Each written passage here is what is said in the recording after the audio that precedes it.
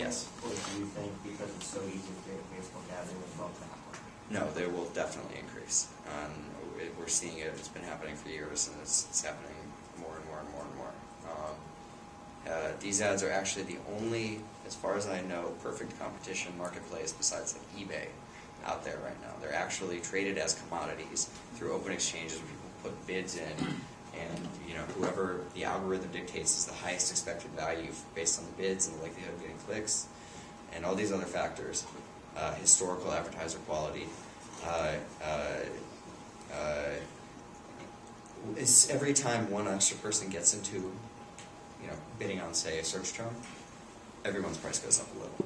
And so it's not even like in TV where they need to print a new rate card for the prices to go up. They'll go up tomorrow if somebody realizes this is a good idea and starts buying your space. And it's actually one of the things that's really interesting about it is we'll get in a lot of situations in say, an election cycle where we're bidding on so much inventory and the other side is bidding on so much inventory, and the gubernatorial candidate is also bidding on so much inventory.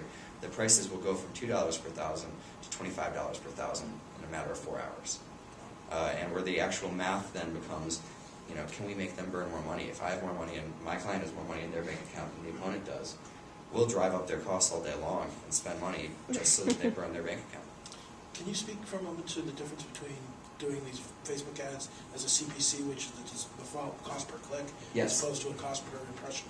Yes, absolutely. So there's many ways to bid on these ads, not just on Facebook, but on Google. On any of these open commodities exchanges, you can bid just to have the ad show up, which is called a CPM, cost per thousand. You can bid to have your ad get clicked on, say I'll pay $1 per click. You can bid, in many cases, on actual leads, actual emails, sign-ups, people signing your petition. You can say, I'll pay, instead of $1 per click, I'll pay $5 for every email address I get from this. And it can actually track that. And so pretend for a second that I'm Facebook, and that Laura is coming to me and saying, I will pay you $1 per click. And Abby is coming to me and saying, I will pay 26 cents per click. Who do I sell to? Show of hands if you think I sell to Laura, who's willing to pay $1. Show of hands if you think I say Abby is willing to pay 26 cents.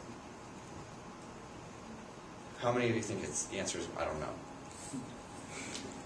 That's exactly right. Because what if Abby, who's willing to pay 26 cents per click, gets clicked on 4 times as often as Laura? Her 26 cents is actually then worth $1.04 to me, relative to her $1. What if a third person comes in and says, I'll give you 99 cents for all of it? And if it's roughly the amount that you expect for a click, even if her expected value is $1 and her expected value is $1.04, often it may make sense if you don't know that much about them to give it to the third lower bidder who has no risk. There's going to be 99 cents no matter what. I'll take a lower return in exchange for knowing I'm going to make money. So a CPM buy may actually give you an edge in the bid. Yes, it often does. If your ads are clicking through at higher than the average for those auctions, for those specific auctions, it's almost always cheaper to bid CPM. I'll just come out and say it. On Facebook, that magic number is 0.04% is your click-through rate. And if you're ever going to run a Facebook ad, write that number down. It's very important. The point at which you cross 0.04% is the point at which you start having your bid magnified by its quality, as opposed to having it shrunk by its quality.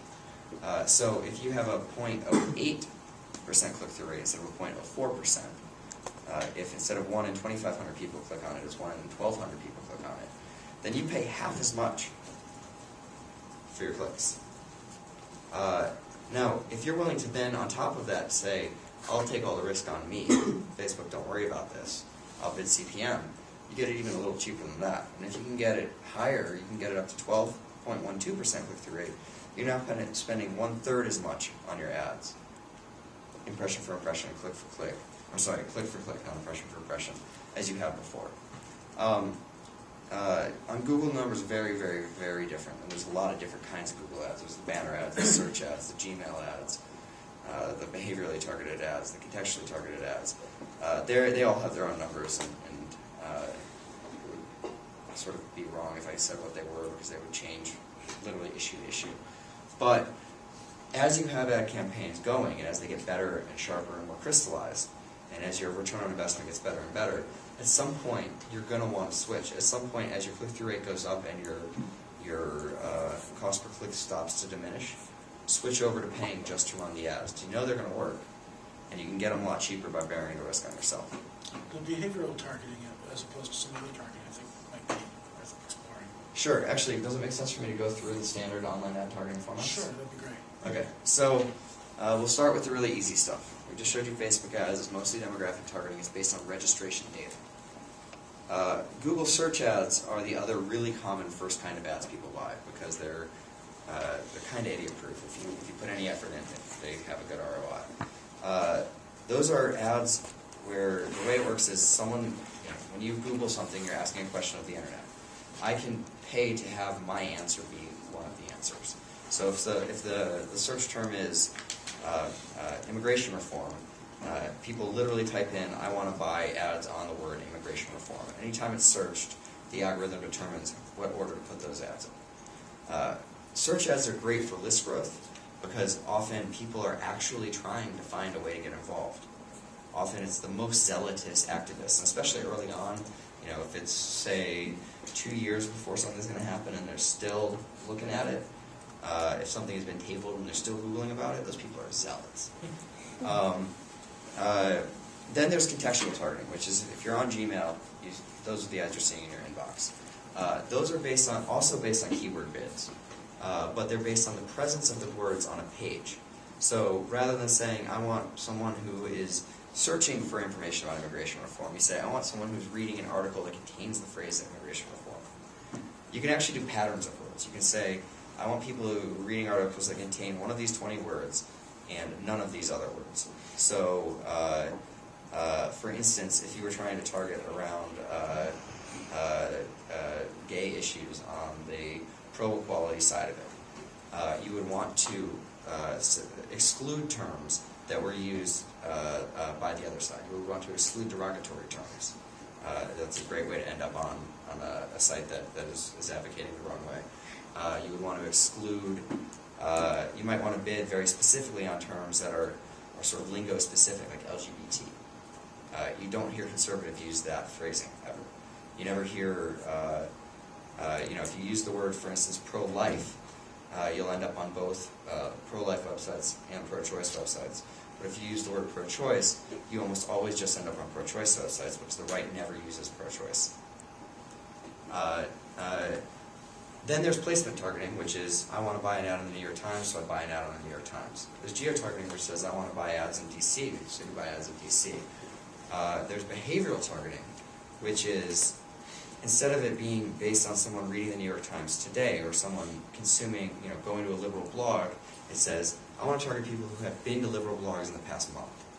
Now, that's in its infancy, and especially Google is super good about people's privacy, so you can't do as much with that as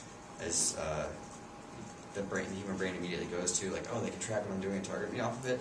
It's actually based on sort of like, if you ever left a bar and gotten an invisible ink stamp for a re-entry or a concert, and then you probably won't ever go back in, or probably no one will ever probably notice it. But if you want to, you can put it under a reader, and they'll say, yeah, you can go back in. Well, that's how these targeting work.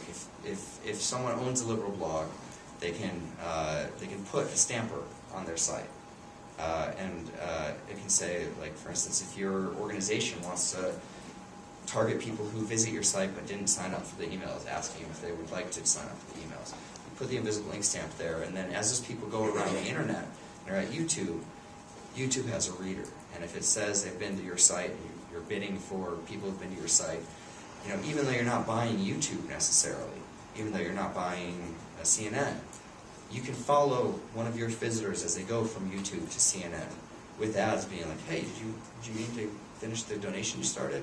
Or hey, sign this petition that we know you saw earlier. And you can put that stamp in the ad itself, too.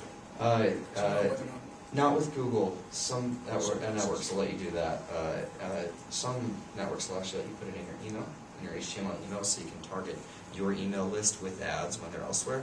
So for instance, if you want to say chip in to run this ad, and people chip in to run the ad, and you want to make sure that people who paid to see that ad, it's a very easy way to sort of make sure that your donors actually feel like their ad is ubiquitous.